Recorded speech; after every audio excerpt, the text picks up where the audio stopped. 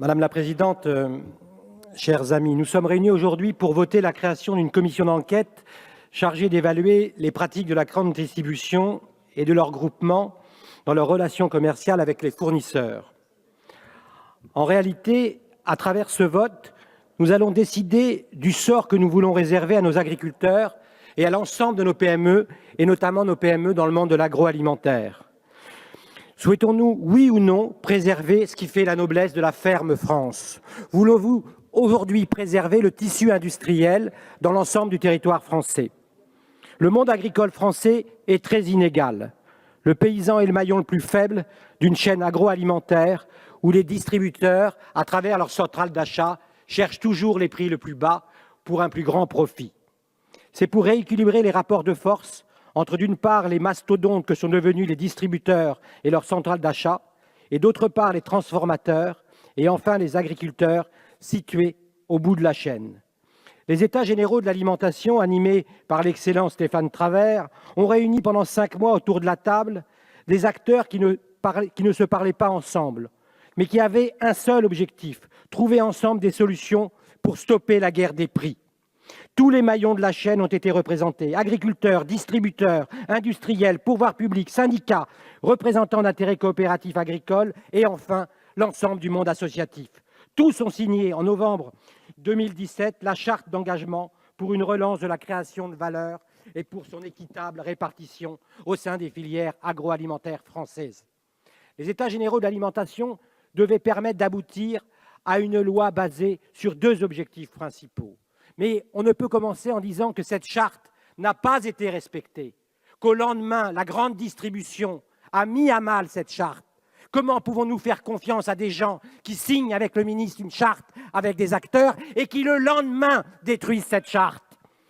Nous devons également, dans les États généraux de l'alimentation, donner la possibilité aux distributeurs de mieux rémunérer les agriculteurs. Nous l'avons fait dans les États généraux de l'alimentation. Nous avons donc permis à M. Michel-Édouard Leclerc, à Auchan, à Carrefour, de gagner plus, alors qu'ils ne viennent pas nous faire la leçon ici, dans cet hémicycle, de penser qu'on n'est pas pour le consommateur. Grâce à ces nouveaux outils, grâce aux États généraux de l'alimentation, rien n'est parfait, mais ces outils permettent notamment, avec le relèvement du seuil de revente à perte et l'encadrement des promotions, modestement de freiner la guerre des prix sur des produits phares de la grande distribution. Car ne nous y trompez pas, quand on attire le client et le chaland, quand on organise que des gens se battent pour acheter du Nutella à bas prix, en perdant de l'argent, c'est pour mieux derrière faire de l'argent en étranglant l'agriculture française, en permettant à nos PME de ne plus vivre, de ne plus avoir de marge. Toutefois, force est de constater que 6 mois après la promulgation de la loi, l'esprit des EGA a complètement disparu. Et là, on ne nous retrouve plus. On ne retrouve plus dans les cours de ferme cet espoir qui était le nôtre, monsieur l'ancien ministre, monsieur le député. Il faut retrouver cet élan-là, cet esprit-là. Lors des négociations commerciales du début d'année, les distributeurs ont tiré un trait sur leurs engagements. La grande distribution a imaginé de nouveaux dispositifs pour continuer la loi, carte de fidélité, jeux concours, loterie. Et là, l'imagination est sans limite.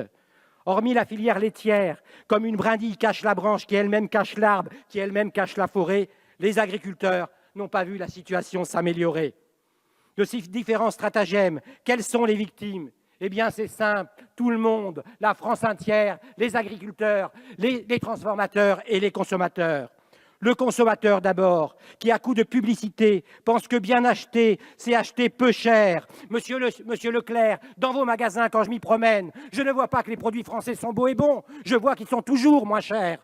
Donc vous avez fabriqué 3 générations de Français qui pensent que bien acheter, c'est acheter pas cher. Je crois à autre chose, je crois que la qualité agricole française mérite d'être mieux défendue par la grande distribution.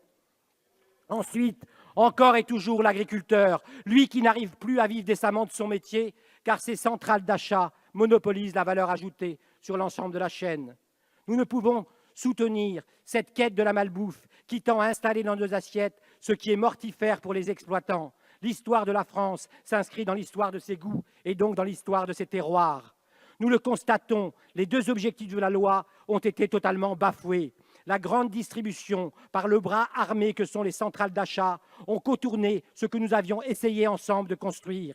Elles ont même fabriqué des sociétés juridiquement installées à l'étranger pour facturer des services, des faux services, des services inutiles. Et il faudra à cette commission d'enquête se déplacer en Europe, aller chasser ce qui est fait ici en France, mais qui détourne l'argent dans des pays étrangers. C'est parce que nous refusons cette prise en otage du consommateur. C'est parce que nous refusons que l'économique, le lobbyiste soit plus fort que le politique, que nous soutiendrons bec et ongle ici cette commission d'enquête. Et nous devons chacun sur ces bancs penser qu'elle doit réussir. Alors au nom du groupe Modem et Apparentés, nous soutiendrons cette commission d'enquête et pensons que nous avons une responsabilité collective de sa réussite. Merci, monsieur le député Ramos.